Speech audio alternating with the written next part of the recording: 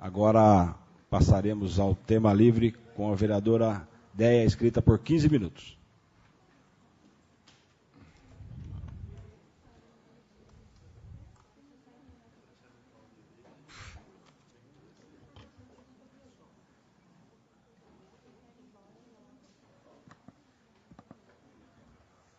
Boa tarde, excelentíssimo presidente dessa casa. Boa tarde, excelentíssimos vereadores. Boa noite, né, excelentíssima vereadora Selma. Todos que acompanham essa sessão, seja pela internet ou pessoalmente. Senhores funcionários da casa, desejar boas-vindas àqueles funcionários que, por conta do concurso, iniciaram a jornada esse ano. E que sejam bem-vindos a essa casa, e que possam desenvolver um trabalho, se juntar à equipe existente. E nós estamos aí precisando muito desses funcionários novos e à disposição para o que for possível. Primeiramente, senhor presidente, dizer que no próximo dia 25, que é quinta, nesta casa, nós vamos fazer uma homenagem por conta do Dia da Justiça Social, comemorado esse mês, e que nós vamos poder fazer homenagens. O doutor Reinaldo é um advogado que milita em várias cidades, e em Mairim, que por volta de 2003, ele iniciou um trabalho muito importante no nosso município, que foi ser procurador de 70 famílias do Terras de São José que tinham uma demanda judicial por conta de não estarem conseguindo pagar seus lotes no Terras de São José. Aquele loteamento que é grande e que, vez ou outra nessa casa, a gente se depara com projetos do Executivo para asfaltar ruas, e recentemente foi asfaltada um dos principais acessos, que é a Estrada do Xavier, e que há ainda algumas ruas para ser asfaltadas e que nós temos certeza que essa administração fará durante esse mês de 2016.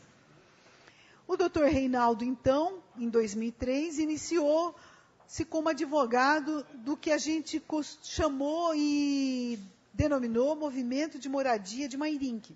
Eram 70 famílias que constituíram esse advogado para que, na justiça, eles contestassem o valor que era cobrado pelos lotes no Terra de São José.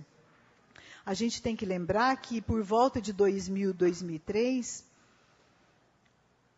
muitos daqueles lotes ainda vinham com aquela carga do tempo de outras moedas financeiras e que eles sofriam um recálculo do valor do lote que inviabilizava o pagamento por quem morava lá.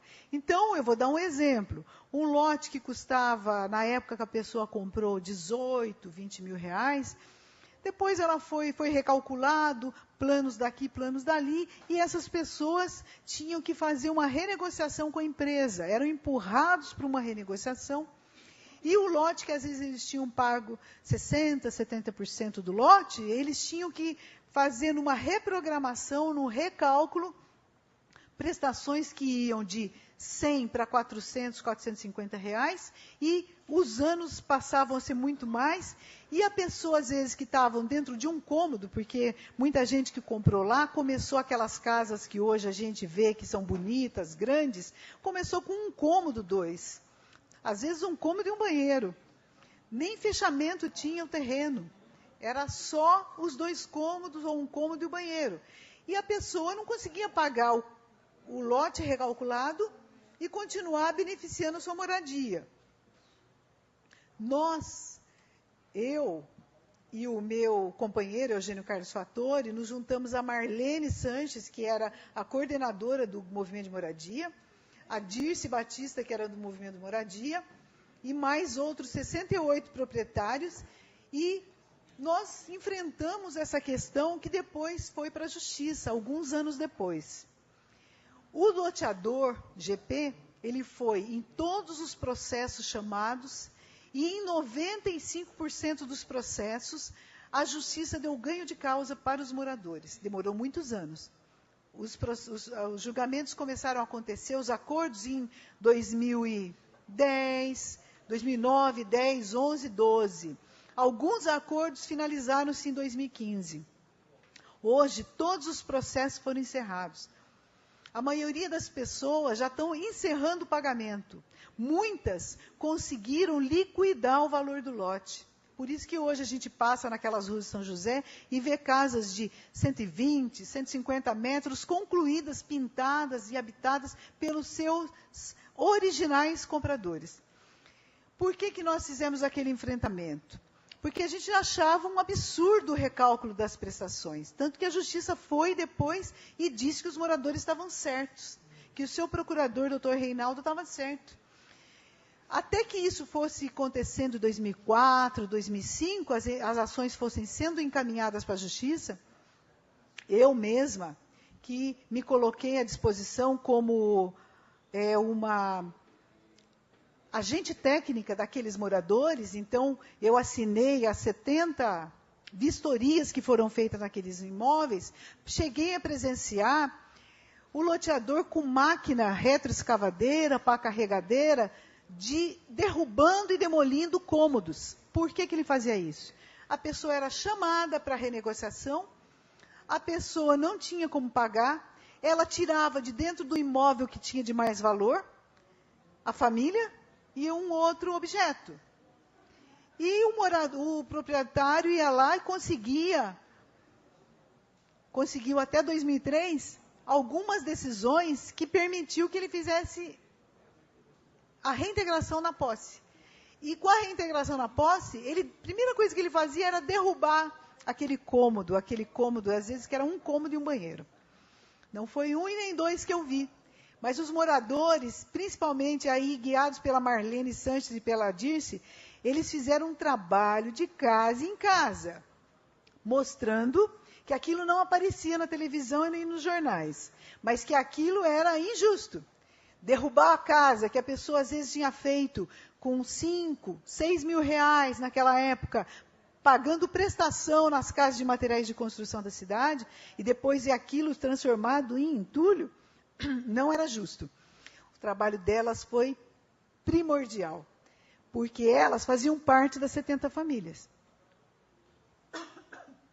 Desculpa. E elas foram vitoriosas também no decorrer das ações. Mas o trabalho que elas fizeram foi muito importante. Porque aquelas 70 famílias, se a gente multiplicar por 3, 4, a gente vai ter o número de crianças que estudavam no Horácio Ribeiro, no Paulo Freire, no Altina Júlia, no Lelis Itro, e que eram crianças que, se os pais perdessem seus imóveis, iam para algum outro canto pagar aluguel, ou iam morar de favor. Ou tinha família que até podia se desintegrar, porque nenhuma família aguenta não ter teto. A gente sabe disso. Todo mundo quer um teto e precisa de um teto. Então, esse movimento ele está na história de Mairim, gravado com as decisões judiciais que permitiram o pagamento justo. Ninguém ficou lá sem pagar. Só que o prazo foi dilatado e o valor foi voltado, o recálculo foi feito pelo perito judicial. Incontestável, porque nenhuma contestação ganhou, nenhuma. E eles pagaram justo. E estão lá hoje, no loteamento Terras de São José, que são mais de 600 lotes, né, no total. Então, a gente pode dizer que 10%, 12% daqueles lotes podiam ter sido casos como esse que eu contei, de casas demolidas. Então, por conta disso, dessa luta vitoriosa, nós vamos fazer homenagem ao doutor Reinaldo no dia 25 nessa casa. Todos estão convidados, aqui estarão familiares e pessoas do Terras de São José, que ao final das 70 ações tem muito para comemorar. Outro assunto que me traz essa tribuna é a resposta. Primeiramente, eu vou ler, antes de falar da resposta que nós recebemos da Casa Civil, eu vou ler, eu sou vereadora do Partido dos Trabalhadores, e eu vou ler uma carta do presidente nacional do meu partido, Rui Falcão, se reporta ao momento político atual do Brasil. Eu vou ler a carta que é assinada pelo Rui Falcão. Se alguém não se interessar, pode sair do recinto. O PT vem denunciando, e eu repito, em todas as entrevistas, que está sendo gestado no interior do Estado Democrático de Direito um perigoso estado de exceção.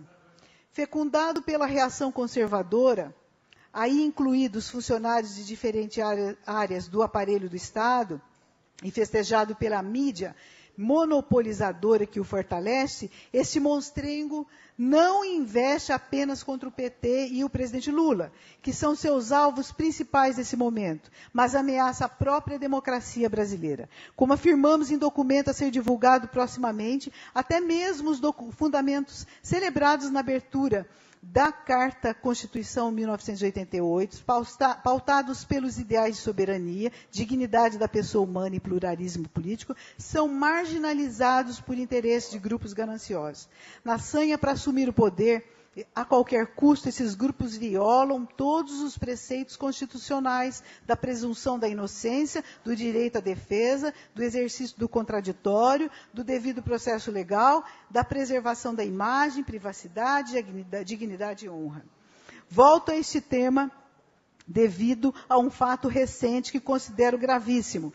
Trata-se da decisão do STF de 17 de fevereiro último, que mudou a jurisprudência da Corte, passando a permitir que, após decisões de segundo grau, confirmatórias de sentenças de condenação, a pena de prisão já seja executada. Na prática, a maioria do STF parece ter revogado o princípio da presunção da inocência inscrito no inciso 57 do artigo 5º da Constituição, segundo o qual ninguém será considerado culpado até o trânsito em julgado de sentença penal condenatória.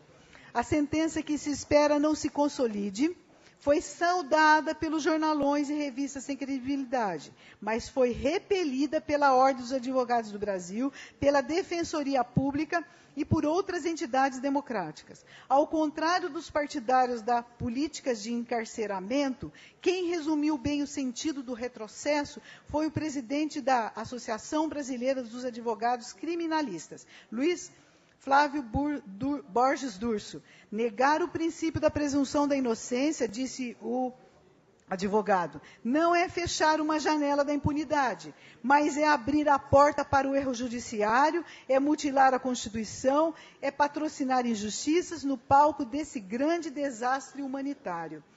Assina essa nota Rui Falcão, presidente nacional, ao qual eu também coloco a minha assinatura, porque nós temos que estar muito atentos. Eles estão querendo mudar aquilo que nós conseguimos conquistar a muito custo.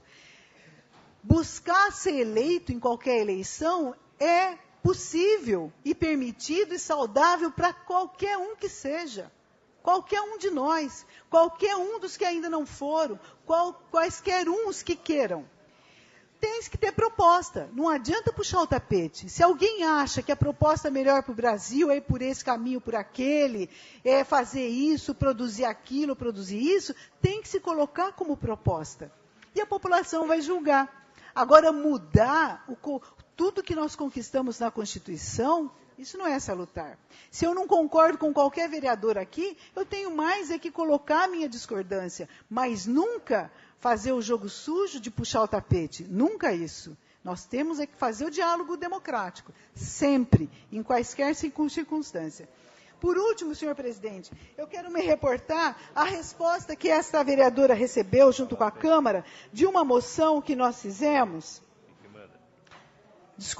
de um pedido que nós fizemos à Casa Civil do Governo do Estado. Nós lembramos bem que em 2014, a Prefeitura de Mairim fez um projeto para castrar o número de cães e gatos. Foi feito todo um trabalho pela vigilância sanitária, de bairro em bairro, feito inscrições das famílias que tinham cães e gatos, que queria fazer a castração. Um trabalho muito bonito, inclusive. Depois, foi feita uma licitação pela Prefeitura, o Governo do Estado liberou uma parte do recurso, uma empresa aqui do município ganhou a licitação e fez realmente a chipagem e a castração de uma parte dos animais. Fez no Jardim Vitória, quem compareceu viu a estrutura que foi feita, a seriedade do trabalho, As famílias chegaram lá com os animais, tinha uma equipe de profissionais, foi feita a chipagem e foi feita a castração dos animais. Foi feito também no Monjolinho, acho que nesses 2 locais, certo?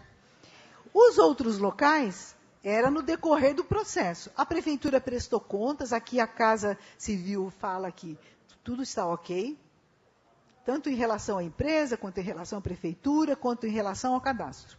Tudo foi feito de acordo. E nós ficamos esperando a segunda parcela do recurso, do mesmo convênio. Aqui está sendo dito que foi feito um corte pelo governo do Estado, mas não é de um processo novo, é de um processo que já foi feito uma parte.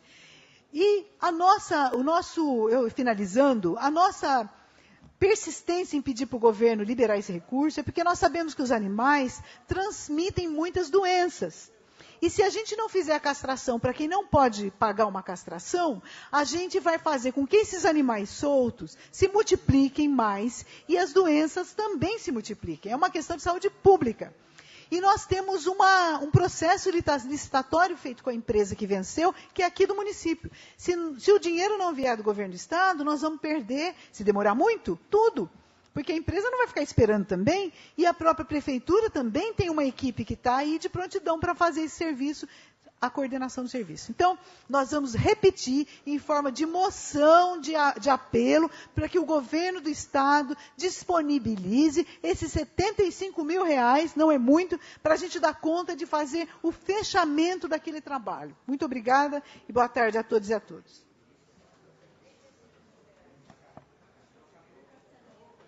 Não havendo mais ninguém inscrito, agora passaremos ao intervalo regimental.